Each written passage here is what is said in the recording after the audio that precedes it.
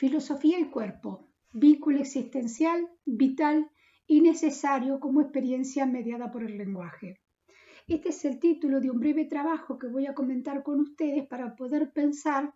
una filosofía en el siglo XXI que permita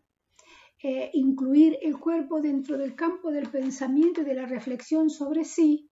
más allá de aquellas concepciones o proposiciones en las cuales te aparece como un dato más de la realidad. Este trabajo tiene como núcleo de referencia significativo y audaz la intención de incorporar lo corporal sensible al ámbito de la producción filosófica, concibiéndolo como un aporte singular de sentido más que como un obstáculo para la reflexión. Somos conscientes de sus implicaciones y supuestos cuando nos decidimos a integrar el cuerpo, la sensibilidad, la imaginación y la poesía, incluyendo la metáfora, al campo de la reflexión filosófica. Para poder abordar esta cuestión tenemos que involucrar en ella un concepto que es muy discutido en este tiempo, que es la subjetividad. Pensar la subjetividad o mundo interior, la sensibilidad, los sentidos, es considerar que es el bagaje que todo ser humano lleva consigo y que la perspectiva epistemológica que propongo en esta instancia tiende a recuperarla no como un dato más, sino como un aporte muy rico para toda reflexión. No podemos reflexionar exentas del cuerpo. La perspectiva epistemológica que ponemos en escena es una perspectiva situada en el contexto de la filosofía de América Latina. Esta toma una cierta distancia de la filosofía de corte tradicional, de origen griego, puesto que no presenta el cuerpo como un problema, sino el cuerpo como un tema. Retomar la noción de cuerpo, de corporalidad, de existencia, de sensibilidad, tiene que ver con que estamos proyectando una noción de filosofía, una intuición de filosofía, que se anuncia como aquella sensibilidad que pone en juego las posibilidades de pensar lo real de una manera crítica, que no excluye la razón, sino que la integra como una posibilidad de ordenar las proposiciones que pretende enunciar. El hecho de ubicar la filosofía en el territorio, máxime para América Latina, es recuperar la historia, es recuperar el dato y es recuperar la sensibilidad y las lenguas ancestrales solo desde un abordaje del pensamiento que ha sido educado en un idioma extraño de sí. El hecho de integrar este bagaje cultural predado al lenguaje en el que pretendemos expresar una filosofía implica dar un giro,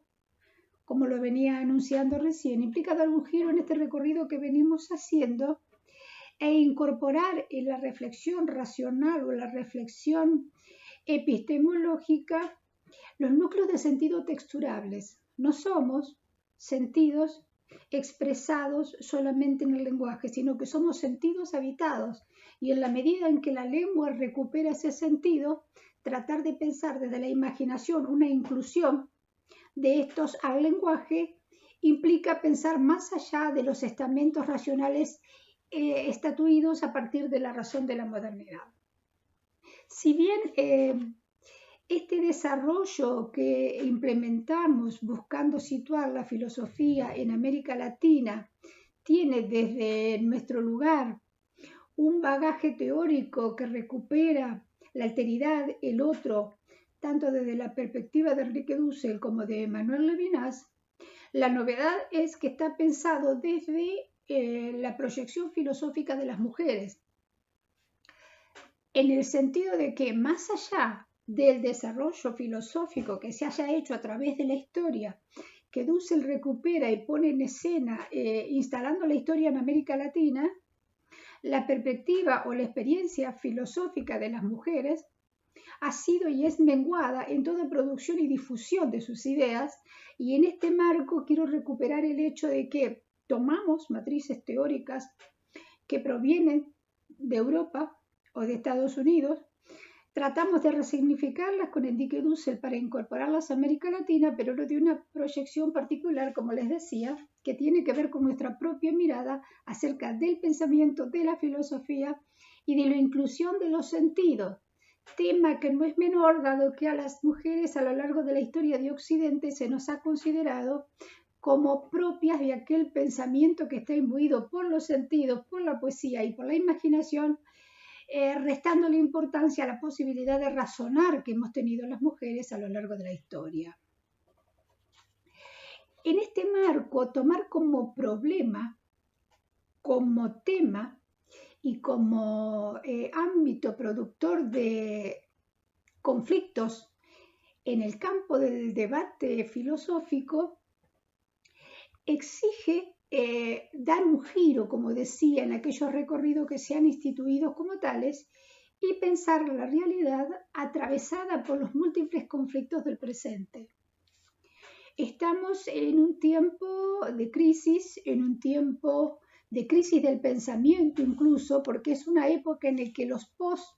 están inundando todo el escenario de los conflictos y de las producciones discursivas,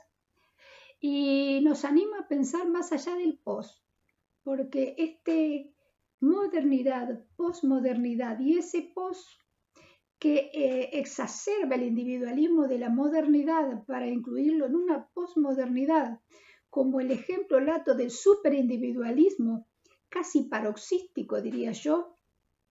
que pone en escena la decadencia de todo lo logrado y nos deja desnudas de una posibilidad de pensar un futuro, no solo en el campo de la filosofía, sino en el campo de la epistemología, en el campo de la nociología, porque los estudios recientes no han dado datos suficientes o no han ofrecido información suficiente acerca del potencial filosófico de las mujeres, y también del campo formal de los derechos. La difusión del pensamiento filosófico de las mujeres, es decir, la negativa o la falta de difusión, corre paralela al sesgo que se le da a la participación de las mujeres en los distintos espacios del saber y en los distintos espacios del actuar. Y estoy hablando netamente de una desigualdad epistemológica, científica, jurídica. Y ello no es un ámbito pequeño y un ámbito liviano para poder pensar hoy. El tema y el problema de la filosofía hoy, visto desde una proyección que intenta pensar el desarrollo futuro de una filosofía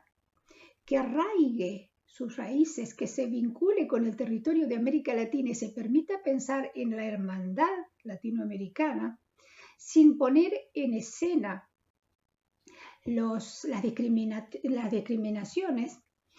que se están sufriendo, implica pensar en la alteridad,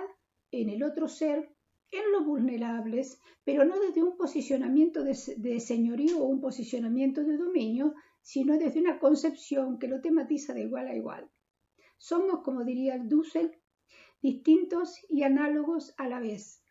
La única posibilidad de comunicarse ser a ser es a través del lenguaje, rostro a rostro, mirada a mirada. Si bien el escenario contemporáneo, mediado por la tecnología a través de los eventos que se están sucediendo, impacta en esta relación, no podemos dejar de pensar que los eventos presentes coartan la posibilidad de pensar un mañana más rico, un mañana humano que abandone ese concepto modélico de poshumanidad y piense que el ser humano está aún por concretarse cotidianamente, día a día, paso a paso, en la medida en que el vínculo con los otros siga generando frutos enriquecedores. Para intentar llegar a este objetivo, que tiene que ver mucho con generar en las nuevas generaciones una promesa o un compromiso acerca de las tareas que vamos a realizar, quisiera decir que la posibilidad de la filosofía, de la teoría filosófica, más las prácticas filosóficas puestas en la escena